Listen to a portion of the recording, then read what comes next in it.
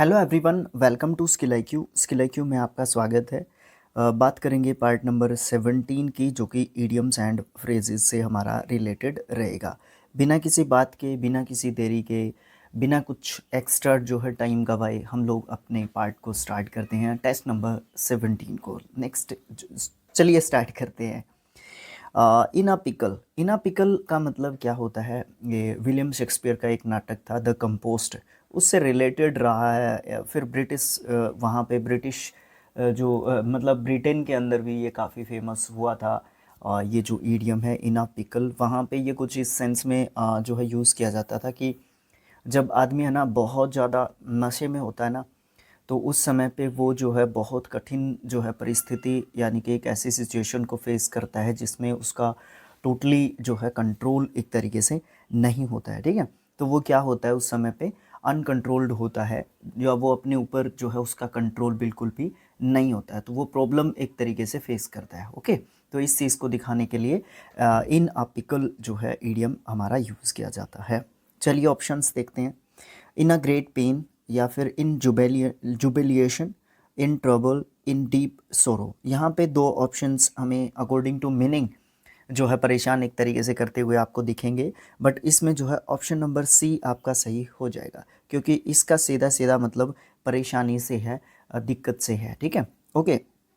Next deep सोरो का मतलब हो जाएगा आंतरिक रूप से बहुत ज़्यादा दुखी, तो इसलिए डीप सोरो ना होके ट्रबल जो है ज़्यादा अप्रोप्रिएट रहेगा। Red letter day, red letter day का मतलब क्या होता है? रेड लेटर डे का मतलब होता है बहुत ही स्पेशल दिन। ठीक है, a very special day, a very hot day, a frightful day, a very cold day. तो ऑप्शन नंबर ए जो है आपका सही दिन रहेगा, या फिर इम्पोर्टेंट डे भी बोल सकते हो, या स्पेशल डे भी इसको आप बोल सकते हो। नेक्स्ट क्वेश्चन रहेगा third, through thick and thin. Through thick and thin, thick and thin, thin related to जो है आपके दुख और सुख। ठीक है ना, थिन मतलब दुख, थिक मतलब सुख। ओके, तो आपके सुख और दुख दोनों ही परिस्थितियों में, तो यहाँ पे आप लोग क्या कहोगे? ऑप्शंस के अकॉर्डिंग कहना पड़ेगा जो भी कहना है।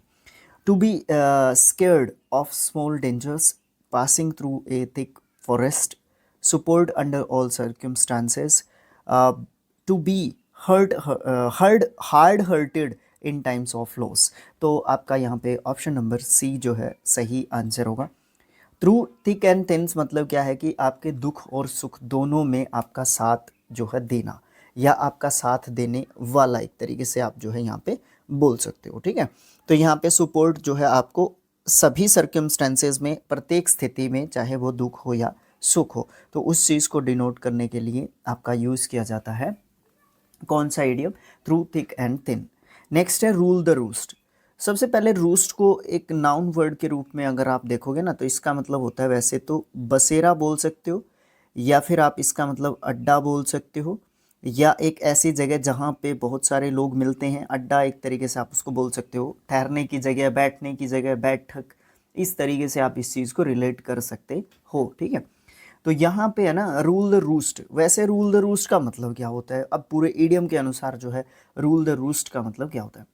कोई आपका एक ग्रुप है, उस ग्रुप में आप जो है सबसे जो है क्या हो, प्रोमिनिएंट जो है पर्सन हो, या डोमिनेट करते हो आप अपने ग्रुप को। ठीक है, तो इस तरीके की स्थिति जो है बताने के लिए रूल द रूस्ट का मतलब बताया जाता है। रूल द रूस्ट ईडियम जो है यूज़ किया जाता है। To make all the decisions, to be prosperous but generous, be frequently pick a quarrel, या फिर टू ब्लाइंडली फॉलो अदर्स। यहाँ पे आपका ऑप्शन नंबर एक होगा, to make all the decisions. आपके बिना तो वहाँ पे निर्णय ही नहीं हो सकता, उस चीज़ को आप रूल द रूस्ट बोल सकते हो। आप जो है इम्पोर्टेंट पर्सन हो किसी भी पर्टिकुलर ग्रुप के, आप अपने ग्रुप को क्या करते हो? रूल करते हो, तो रूल द रूस्ट आप उस चीज़ को बोल सकते हो। At arm's length, checking the length of a fabric, या फिर as close as one can touch, avoiding too much closeness, या फिर using one's arm to measure length. यहाँ पे हम जो बात करते थे ना इस ईडियम की, जब हम 1580 जो भी हमारे वो ईडियम्स एंड फ्रेजेस थे, उसमें भी हमारा ये आया था।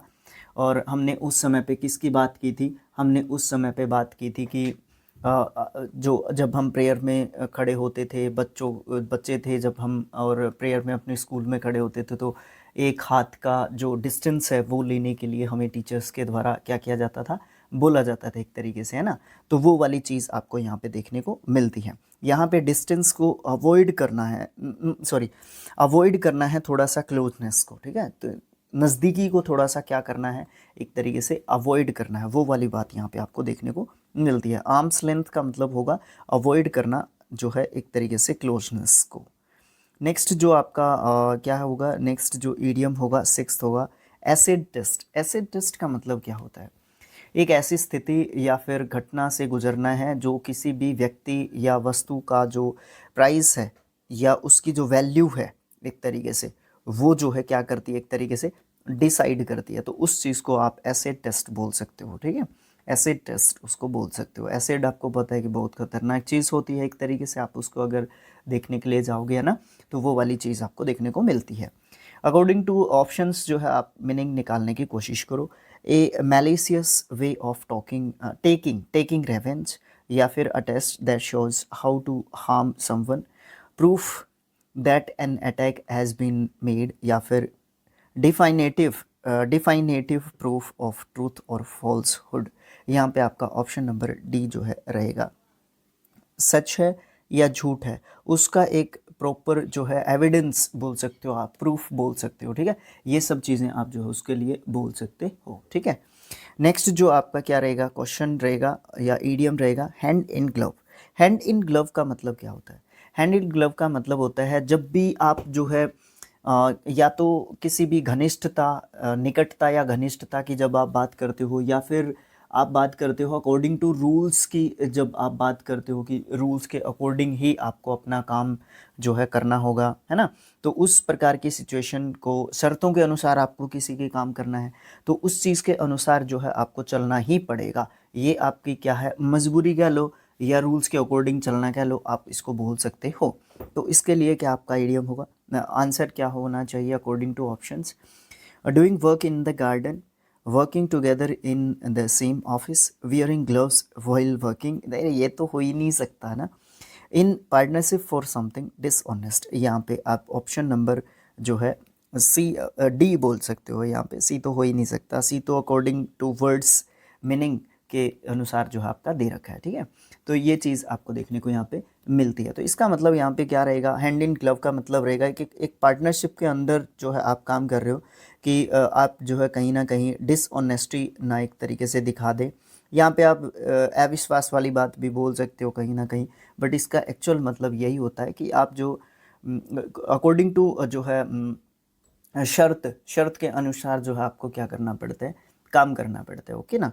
नेक्स्ट है डार्क हॉर्स। डार्क हॉर्स एक सरप्राइजिंग रिजल्ट होता है, एकदम से सडन जो हमें सक्सेस मिलती है अचानक से, या फिर हम लोग ये बोलते हैं कि घोड़ों की रेस में वो वाला घोड़ा जीत जाता है जो अनएक्सपेक्टेड जो है विनर एक तरीके से होता है ना। तो वो वाली चीज़ आपको यहाँ पे देखने को मिलती है, अनएक्सपेक्टेड विनर बोल सकते हो आप इसको। Someone who has a wheatish expletion, इसका मीनिंग आप मुझे कमेंट बॉक्स में लिख के बताओ। पार्ट ऑफ स्पीच नाउन रहेगा इसका, ठीक है। आप इसका मीनिंग मुझे कमेंट बॉक्स में लिख के बता सकते हो, ठीक है। उसके बाद जो है आपका देखने को मिलेगा आपको option number B, someone who breeds race horses, ये तो होगा ही नहीं।